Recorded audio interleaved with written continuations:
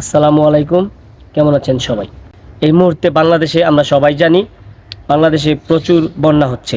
আর সেই বন্যার্ত বন্যা কবলিত মানুষের পাশে দাঁড়াতে আমাদের অনেক তরুণ সমাজ, ভাইয়েরা এবং বিভিন্ন রকমের ভলেন্টিয়াররা, বিভিন্ন ফাউন্ডেশন বিভিন্নভাবে কাজ করে যাচ্ছে।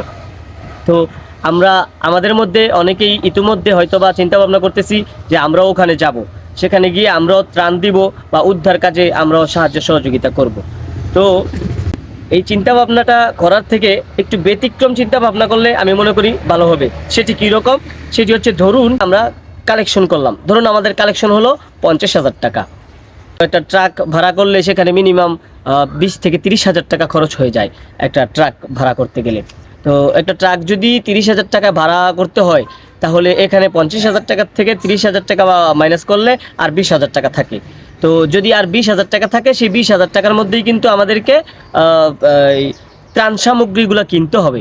তো আমরা যদি 20,000 টাকা দিয়ে ত্রাণ সামগ্রী কিনি আর 30,000 টাকা গাড়ি ভাড়া দিই, সেখানে আমরা 6 জন 10 জন বা যেই কয়জন আমরা ওখানে সরেজমিনে যাই, ওখানে যাওয়ার জন্য প্রস্তুতি নেই, তাহলে 50,000 টাকার মধ্যে 30,000 টাকা গাড়ি ভাড়ায় গেল আর 20,000 টাকায় ত্রাণ সামগ্রী হলো। তো এই জিনিসটা করার থেকে আমি মনে করি ওখানে অনেক রকমের অনেক ট্রাস্টেড ফাউন্ডেশনরা ওখানে কাজ করতেছে, সরাসরি ওখানে আছে উপস্থিত। তো যদি 30,000 টাকা গাড়ি ভাড়া না দিয়ে আমরা সম্পূর্ণ টাকাটা ওনাদের কাছে পাঠিয়ে দিই, অথবা বাংলাদেশে অনেক ট্রাস্টেড ফাউন্ডেশন রয়েছে, অনেক মাধ্যম রয়েছে, সেই মাধ্যমে যদি আমরা পুরো টাকাটা ওখানে পাঠিয়ে দিই, তাহলে হয়তোবা আরও অনেক মানুষ এই আরও অনেক মানুষ ত্রাণ সামগ্রী পাবে সেই টাকাটার থেকে। তো আমি মনে করি আমার একদিনের আসা যাওয়া এবং থাকা খাওয়ার যে খরচটা, সেটা দিয়ে ওখানকার বন্যা কবলিত মানুষের অনেকেরই খাবার হয়ে যাবে, অনেকের সমস্যার সমাধান হয়ে যাবে। এই মুহূর্তে আমাদেরকে ওখানে না গেলেও চলবে। সেখানে যারা আছে পরিশ্রম করতেছে, তারা বারবার বলতেছে যে আপনাদের আসার দরকার নেই, এখানে শুধুমাত্র বেশিরভাগ দরকার হচ্ছে বোট বোট বা নৌকা বা স্পিড বোট, জিনিসগুলোই কিন্তু ওখানে বেশিরভাগ দরকার। আর কি দরকার?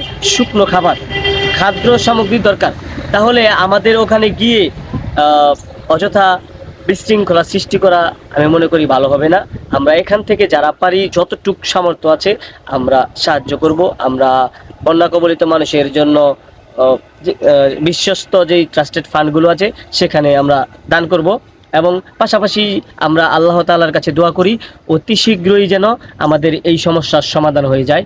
তো আশা করি আপনারা জিনিসটা বুঝতে পেরেছেন।